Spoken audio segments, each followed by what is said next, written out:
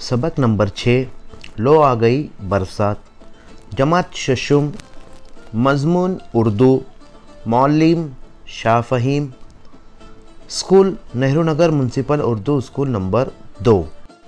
अस्सलामुअलैकुम प्यारे बच्चों, आज हम लोग जमात शशुम की उर्दू की किताब का छठा सबक लो आ गई बरसात, इसके बारे में हम लोग मालूमात हासिल करेंगे और पढ़ेंगे।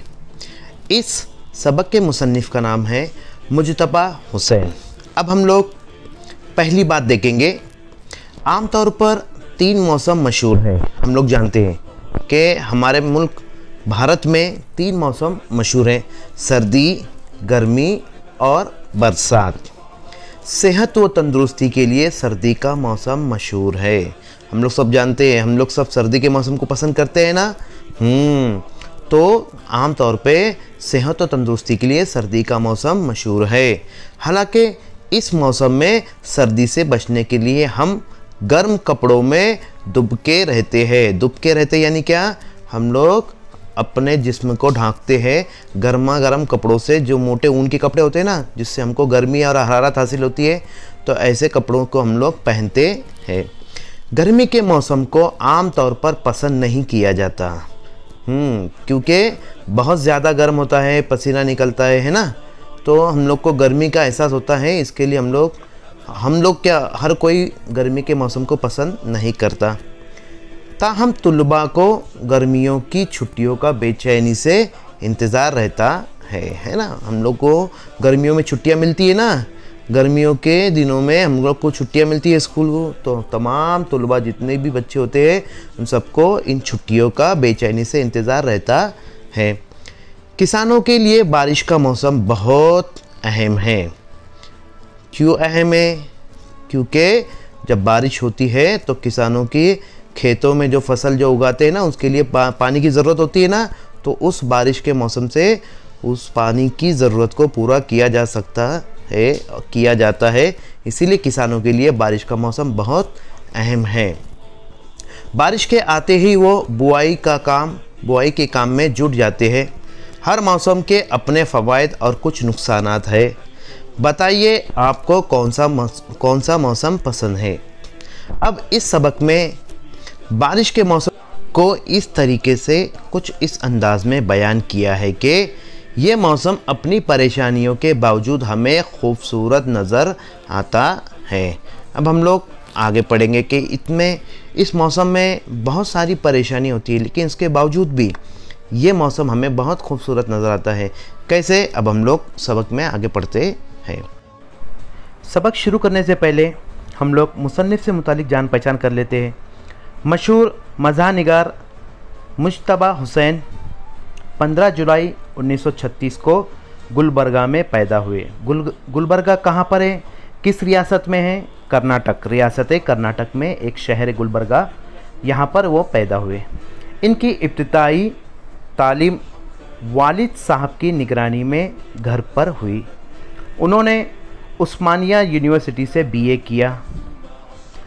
माउन मदीर की हैसियत से अखबारों में मुलाजिमत की और कॉलम भी लिखे। इनके तंज़िया व मज़ाहिया मज़ामीन, खाकों और सफ़रनामों के कई मजमूए मंज़र आम पर आ चुके हैं।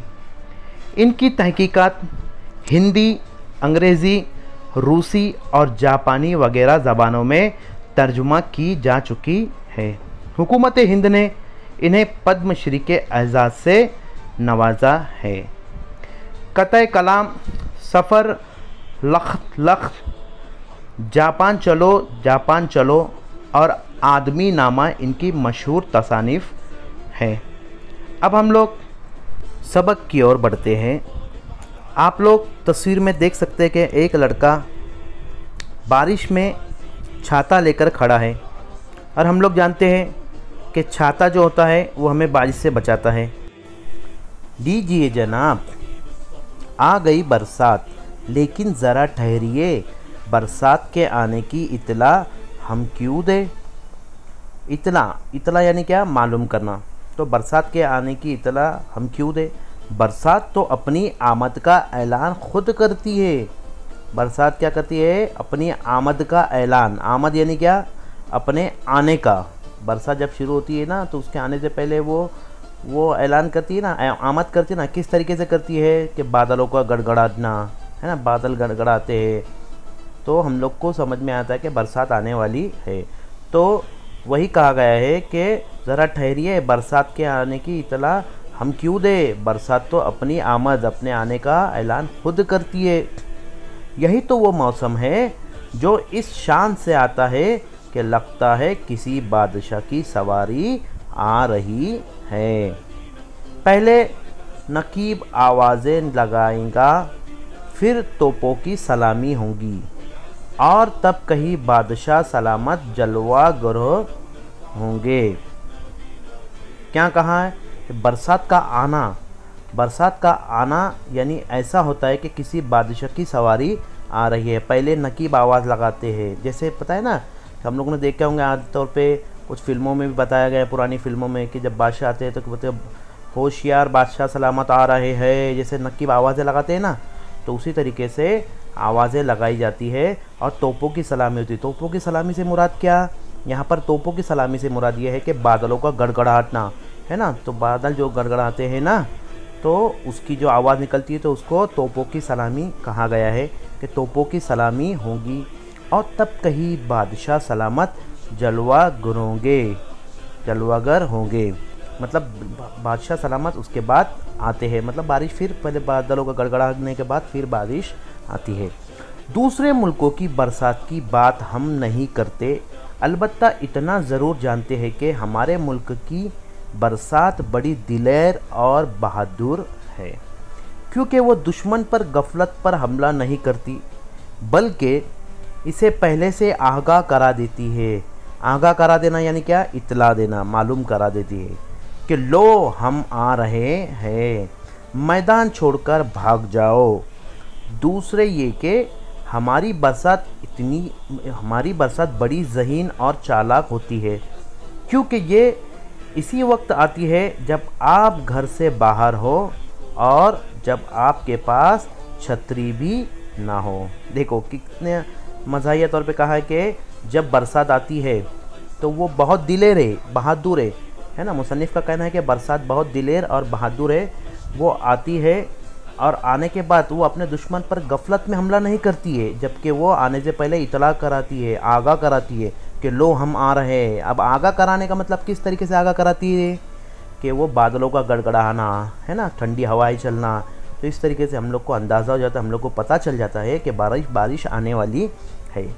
तो वो कहता है कि मुसन्निफ़ का कहना है कि बारिश आगाह करा देती है क्योंकि वो बहुत दिलेर और बहादुर है। लो हम आ रहे हैं, मैदान छोड़कर भाग जाओ। दूसरे ये कि हमारी बरसात बड़ी ज़हीन और चालाक भी है। ये बात तो मानते हैं ना, बड़ी ज़हीन और चालाक है। जब हम घर से बाहर होते हैं तभी बारिश आमतौर पर होती है, क्योंकि ये इसी वक्त आती है जब आप घर से बाहर हो और जब आपके पास छतरी भी ना हो।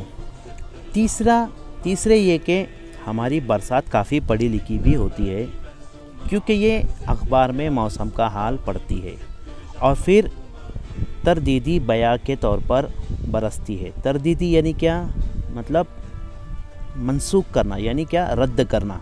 हाँ, उसी तरीके से तरदीदी बयां के तौर पर बरसती है। भला बताइए ऐसा बाज़ाब्ता किरदार कौन से मौसम का होता है। दूसरे मौसमों का ये हाल होता है कि चोरी छुपे आते हैं और चले जाते हैं। आप यकीन करेंगे कि जब तक हम अखबार से दर्जा हरारत मालूम नहीं कर लेते तब तक ना हमें सर्दी मालूम होती है और ना ही गर्मी। ऐसे मौसमों को लेकर क्या कीजिएगा। सच्चा मौसम तो वही होता है जो आए तो बस सारे माहौल पर छा जाए। मुसन्निफ़ का कहना है कि सच्चा मौसम तो सिर्फ बरसात का ही होता है, बाकी दूसरे जो मौसम हैं उनका हाल ऐसा होता है कि वो चोरी छुपे आते हैं और चले जाते हैं, पता भी नहीं चलता। सर्दियों के मौसम का मामला कुछ इस तरीके से है, जब तक हमको अखबार में दर्जा हरारत के बारे में पता ना चले तब तक हमको एहसास भी नहीं होता है कि मौसम शुरू हुआ है। और बरसात का मौसम का कुछ इस तरीके से होता है कि वो आता है तो आने से पहले ही इतला करा देता है। जैसे कि हमने पढ़े ना कि बादलों का गरजना है ना, ठंडी हवाओं का चलना, तो उससे हमको पता चलता है कि सिर्फ़ और सिर्फ सच्चा मौसम बरसात का ही होता है। बरसात का मौसम बड़ी उम्मीदों वाला मौसम होता है। जब हम छोटे थे और कभी रात को घन गर्ज के साथ तूफ़ानी बरसात होती थी तो हम सारी रात बिस्तर में पड़े पड़े अपने दिल में इस उम्मीद को परवान चढ़ाया करते थे कि सुबह जब हम स्कूल जाए तो पता चले कि सारा स्कूल तुगयानी में बह गया।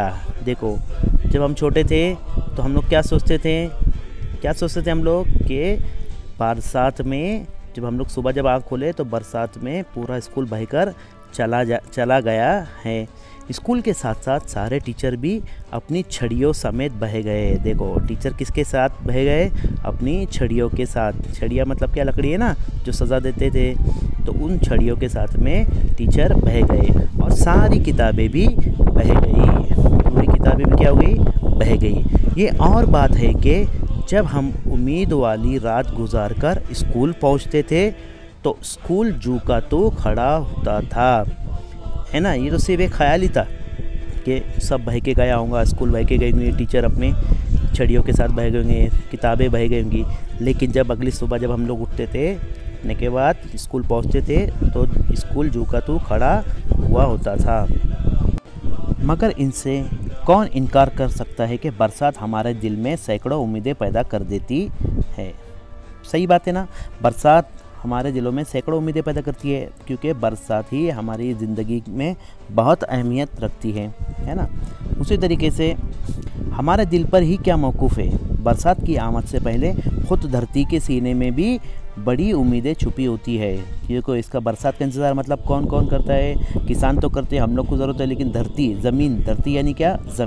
ज़मीन के अंदर भी बहुत सारी उम्मीदें छुपी होती है और वो भी बरसात का इंतज़ार करती है, जो बाद में लाखों नन्हे मुन्ने हरे भरे पौधों की शक्ल में धरती के सीने से उबल पड़ती है ना। जैसे ही बरसात गिरती है तो ज़मीन में लाखों नन्हे मुन्ने हरे भरे पौधे की शक्ल में धरती के सीने से उबल पड़ती है। मतलब ज़मीन में जैसे ही बरसात गिरती है तो हर तरफ हरियाली छाई जाती है। किसकी शक्ल में? लाखों से नन्हे मुन्ने हरे भरे पौधों की शक्ल में। जब ज़मीन के ऊपर हरियाली आ जाती है, छोटे छोटे पौधे आते हैं तो हर तरफ हरियाली हरियाली ही नज़र आती है। तो प्यारे बच्चों, उम्मीद है आपको ये सबक समझ में आएगा। ये तो हिस्सा अव्वल था। अब हिस्से दुओं में हम लोग इसके बारे में, इसके आगे हम लोग मालूमात हासिल करेंगे। ठीक है प्यारे बच्चों, फिर मिलते हैं।